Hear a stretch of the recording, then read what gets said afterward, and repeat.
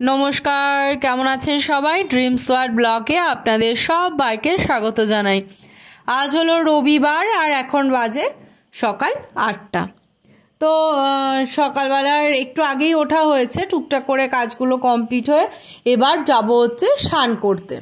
तो स्नान करते जाओयार आगे देखछि रान्नाघरेर कौटोर मध्य माने जिरेटा शेष हये गेछे, तो जिरेगुलो पैकेटगुलो ढेले रेखे दिচ্ছি।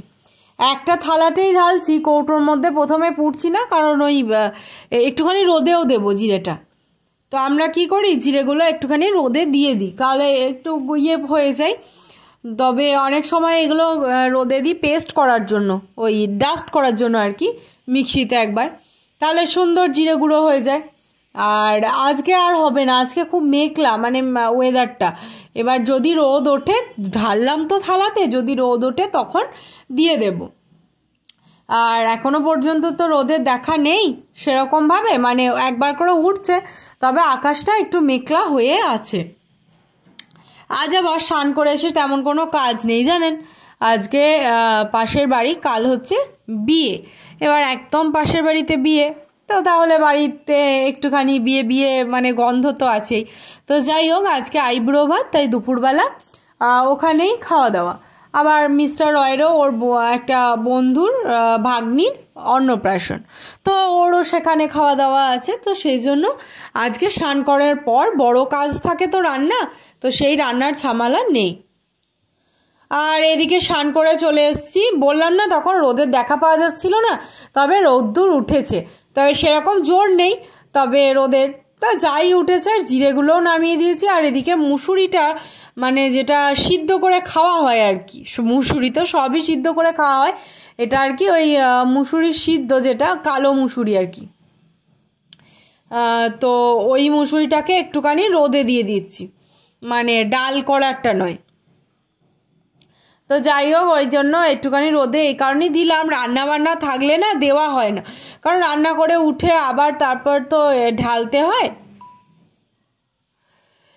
তো সেই ঢালাঢালি ঝামেলার জন্য আর দেওয়া হয় না। আর এদিকে সেজে গুজে আমি রেডি হয়ে গেছি, যাব। যাই হোক, পাশের বাড়ি তো আসতে বেশিক্ষণ দেরি লাগে না, এই তো সামনে এক পায়ের রাস্তা।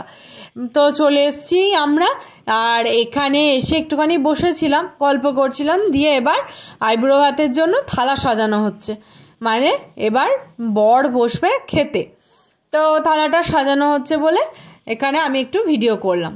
তারপর খাওয়া দাওয়া শেষ করে গল্প টল্প সেরে বাড়ি ঢুকতেই বেজে গিয়েছিল 4:30। তাড়াতাড়ি করে হুটোপাটা করে রেডি হয়ে কোনো রকম সাজুগুজু করতে পারিনি, ছেলে আছে ওর পিছনেই তো টাইম চলে যায়, তাই সবাই মিলে বেরিয়ে পড়লাম জল সাজতে। সন্ধেবেলাতে সবাই মিলে জল সাজতে বেরিয়েছি, আর একটুখানি সবার ফটো সেশনও হচ্ছে এখানে। আর সাজাগোজা মানেই তো ফটো তোলার জন্যই তো, এখন ম্যাক্সিমামের সাজাগোজার একটাই মানে ফটো তুলতে হবে। যাই হোক, ওইদিকে আসলাম গল্প করতে করতে, এসে এখানে এই পুকুর আছে সামনে, তো অন্ধকারে তো আর অতটা বোঝা যাবে না, যতটা আর কি ওরা ভিডিও ক্যামেরার লাইটটা যতটা মানে আমি ভিডিওটা করছি, নাহলে বোঝাই যেত না। তো এখানে কুলো নিয়ে আর ওই জলের যে ঘটিটা আছে ওখান থেকে জল নেবে, আর যে যে রিচুয়ালসগুলো করতে হয় আর কি সেগুলো করছে। ওইদিকে পুকুরটা দেখালাম, অন্ধকার বলে কিছুই দেখতে পেলেন না, জানি বোঝা যাবে না প্রথমেই, ওই জন্য বলে দিলাম। তো এখানে এই রিচুয়ালসগুলো আমি একটু মেরে দেখতে এসেছি, সামনেটা মানে দেখা যাচ্ছে না, সামনে দুজন দাঁড়িয়ে আছে, তো সেই জন্য আমি আবার ওপরে একটু ফাঁক থেকে যতটা পেরেছি ভিডিও করতে ততটাই করেছি।